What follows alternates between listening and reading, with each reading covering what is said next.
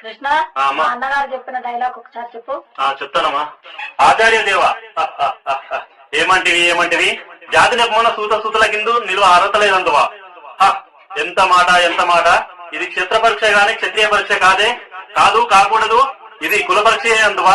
నీ తండ్రి భరద్వాజం జనడం పెట్టిది అతి జిగుక్షాకరమైన నీ సంభవం పెట్టిది. మట్టి కుండలో పుట్టిది కదా.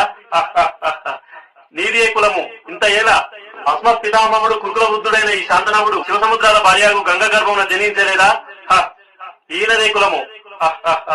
నాతో చెప్పితేమయ్యా, మా వంశమునకు మూలపుత్రుడైన శివవశిష్ఠుడు దేవవైశ్యకు ఊరసి పుత్రుడు కాదా.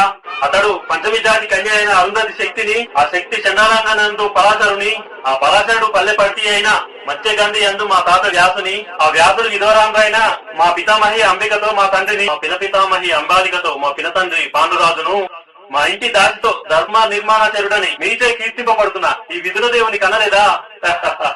సందర్భావసరం బట్టి క్షేత్రబీజ ప్రాధాన్యములతో మా కురువంశము ఏనాడో కులహీనమైనది కాగా నేడు కులము అని వ్యర్థవాదములెందుకు.